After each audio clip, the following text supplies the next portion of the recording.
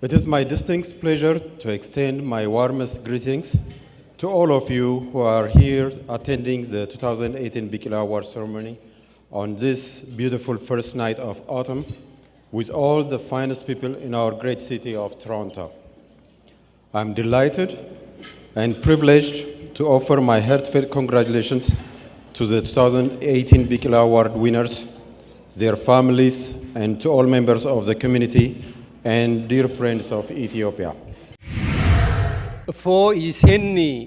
እፎይ ይሴኒ ነጽሮ ቡራኬ ቢቂላ ጠፈረ እፎይ ይሴኒ ነጽሮ ቡራኬ ቢቂላ ጠፈረ ጌታቸውሃ ፀሐየ እንተ አእምሮ ዘከብረ ጌታቸውሃ ፀሐየ እንተ አእምሮ ዘከብረ. The Ethiopian youth are calling for our help. And this is the primary goal of the German Ethiopian Foundation. We have to get involved. It's not just about culture. It's not about the past. It's about the future of this intelligent youth. And it's about the future of Africa. Our history is beautiful, and we can see that even with the ancient language that originated in our land. The oldest known inscription of Ge'ez has been dated to the 3rd century, and it's still here today. We see that in University of Toronto offering it as a language course. This is so important because it's providing Ethiopian youth of this day with the opportunity to peer into their culture's past and learn to love their roots. Another thing that we're also known for is our kindness amongst one another. I've never seen so many fights arise just from Habeshas trying to pay the restaurant bill. While this kindness between people in our lives is amazing, there's also a joy that comes from giving to those outside our immediate circle of friends and family. We've been blessed by God, so let's be a nation that's marked by our desire to freely share those blessings, whether that means volunteering our time, money, or strength. With that being said, it's impossible to say all of this without acknowledging those that have volunteered their money, time, and strength to making this ceremony possible. Support from a community like this is what will continue to inspire the next Ababa Bikilas of this generation to go on and achieve great things. Thank you. As the weeks went on, I thought about this phrase even further. It is not me who graduated, it's my whole family. My whole family. The key word is whole. I challenge any Ethiopian student here today to try to list the names of every adult responsible for getting them to where they are today. I personally do not think I own enough paper to finish that list. Being Abisha is synonymous with being in a community. There are countless names and faces that played such a huge role in my life, in shaping my personality, and in giving me the character I needed to succeed in the outside world. A lot of you are here in this room today, and I want to say genuinely thank you. I appreciate all of you.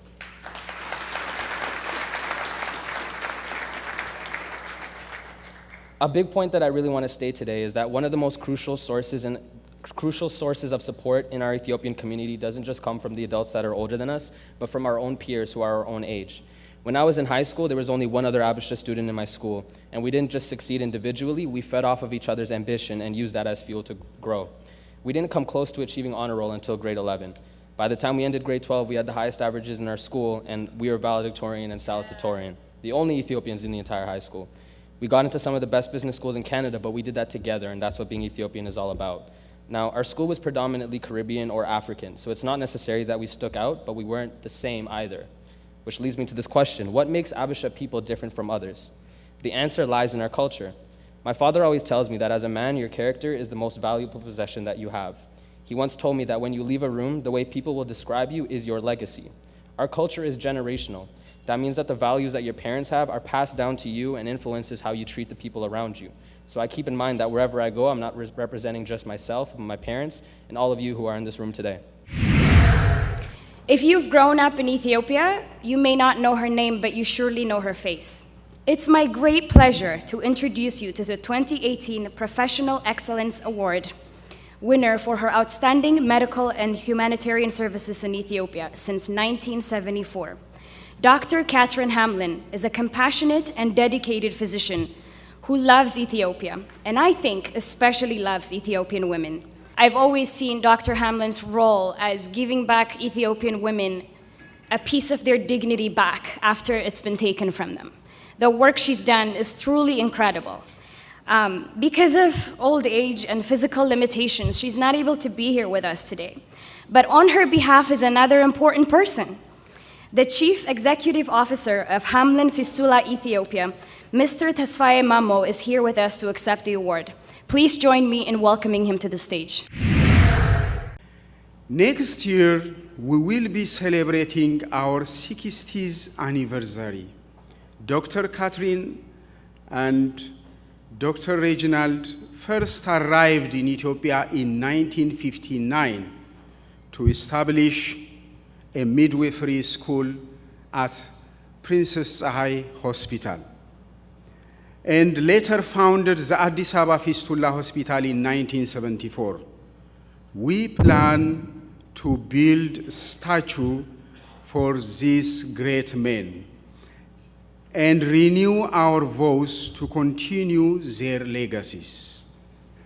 We want the Ethiopian diaspora in Canada to be part of this high-impact social and medical endeavor.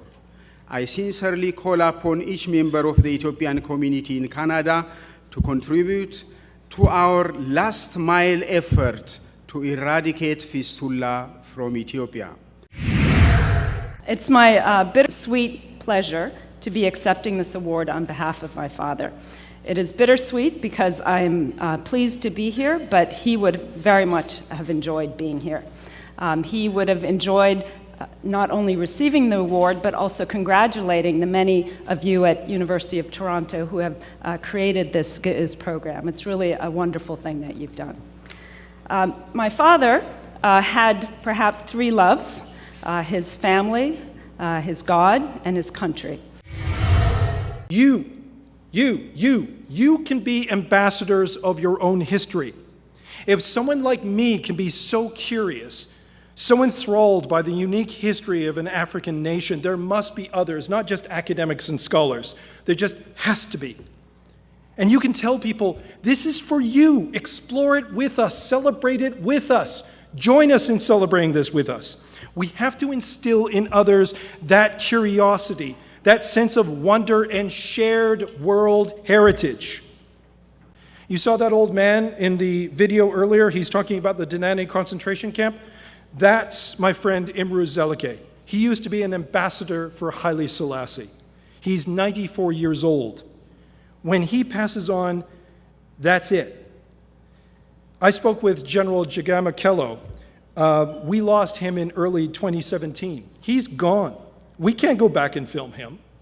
This is like the Holocaust Project. We need to get these people on film and recorded so that everybody will have the record in the future. This story is about how one country stood up and said, no, we're not going to let this happen to us. It needs to be told. It needs to be remembered.